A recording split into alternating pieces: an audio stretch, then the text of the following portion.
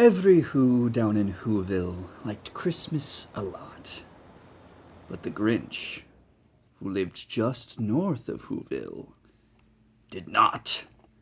The Grinch hated Christmas. The whole Christmas season. Now, please don't ask why. No one quite knows the reason. It could be his head wasn't screwed on just right. It could be, perhaps, that his shoes were too tight. But I think that the most likely reason of all may have been that his heart was 2 sizes too small. But, whatever the reason, his heart or his shoes, he stood there on Christmas Eve, hating the Whos, staring down from his cave with a sour, grinchy frown as the warm-lighted windows below in their town. For he knew every Who down in Whoville beneath was busy now, hanging a mistletoe wreath.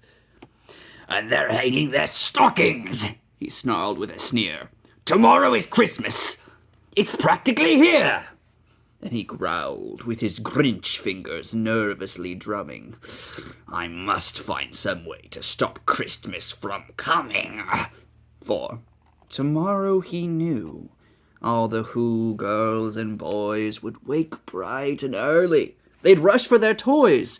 And then, oh, the noise! Oh, the noise, noise, noise, noise!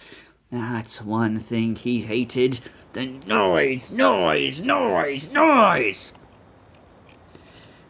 Then the Whos, young and old, would sit down to a feast, and they'd feast, and they'd feast, and they'd feast, feast, feast, feast. They would feast on Who pudding, and rare Who roast beast, which was something the Grinch couldn't stand in the least. Then they'd do something he liked least of all. Every Who down in Whoville, the tall and the small, would stand close together, with Christmas bells ringing. They'd stand hand in hand, and the Whos would start singing. They'd sing, and they'd sing, and they'd sing, sing, sing, sing. The more the Grinch thought of this Who Christmas sing, the more the Grinch thought, "I must stop this whole thing! Why, for 53 years I've put up with it now. I must stop this Christmas from coming." But how? And then he got an idea. An awful idea. The Grinch got a wonderful, awful idea. "I know just what to do," the Grinch laughed in his throat. And he made a quick Santa Claus hat and a coat. And he chuckled and clucked. "What a great Grinchy trick!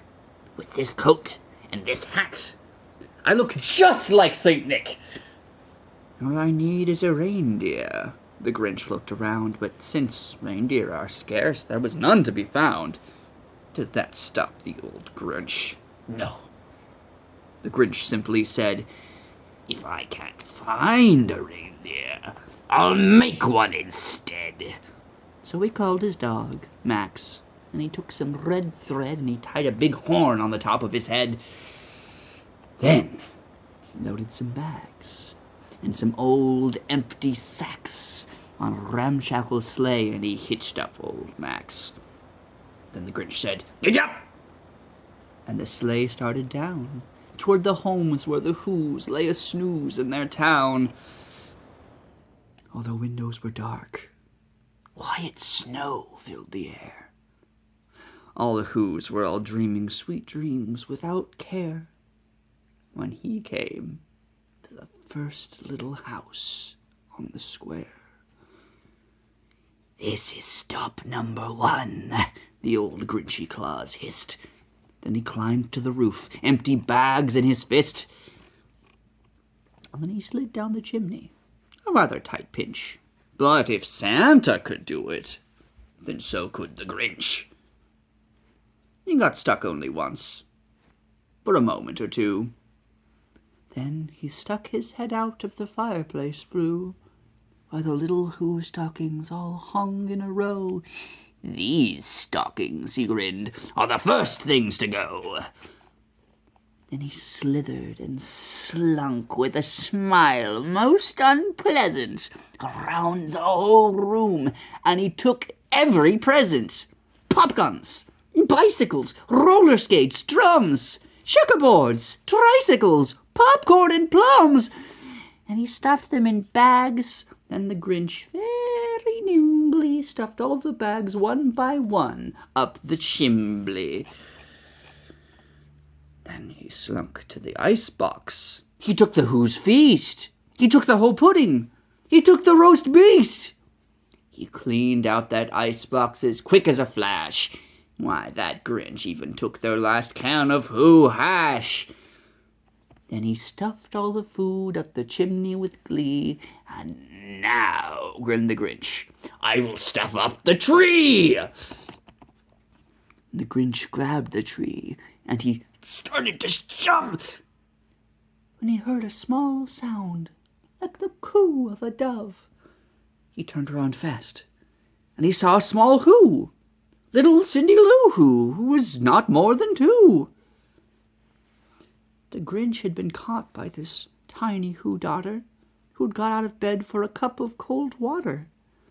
She stared at the Grinch and said, "Santa Claus, why are you taking our Christmas tree? Why?"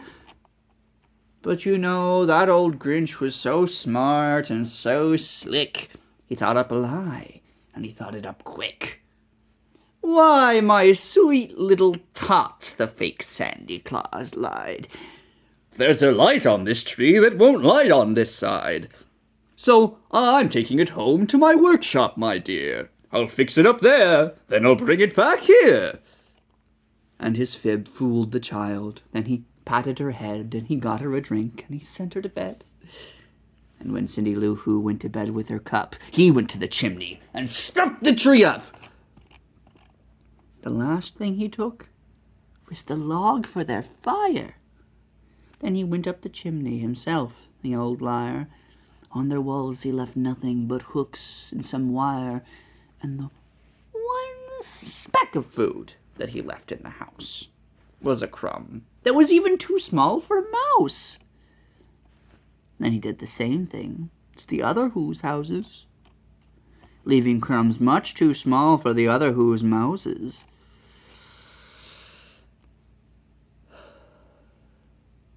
It was 1:15 dawn. All the Who's still abed, all the Who's still a snooze, when he packed up his sled. Packed it up with their presents, the ribbons, the wrappings, the tags and the tinsel, the trimmings, the trappings. 3,000 feet up the side of Mount Crumpet, he rode with his loads to the tip-top to dump it. "Pooh-pooh to the Who's," he was grinchiously humming. "They're finding out now that no Christmas is coming. They're just waking up. I know just what they'll do. Their mouths will hang open a moment or two. Then the Who's down in Whoville will all cry, 'Boo!'" "Oh, that's a noise," grinched the Grinch, "that I simply must hear." So he paused, and the Grinch put his hand to his ear, and he did hear a sound rising over the snow. It started in low, then it started to grow. But the sound wasn't sad. Why, this sound sounded merry. It couldn't be so, but it was merry. Very. He stared down at Whoville. The Grinch popped his eyes. Then he shook. What he saw was a shocking surprise. Every Who down in Whoville, the tall and the small, was singing, without any presents at all. He hadn't stopped Christmas from coming. It came. Somehow or other, it came just the same. And the Grinch, with his Grinch feet ice cold in the snow, stood puzzling and puzzling. How could it be so? It came without ribbons. It came without tags.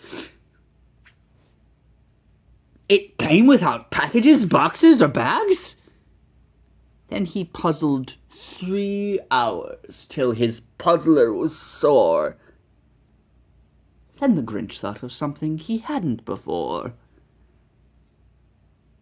Maybe Christmas, he thought, doesn't come from a store. Maybe Christmas, perhaps, means a little bit more. And what happened then?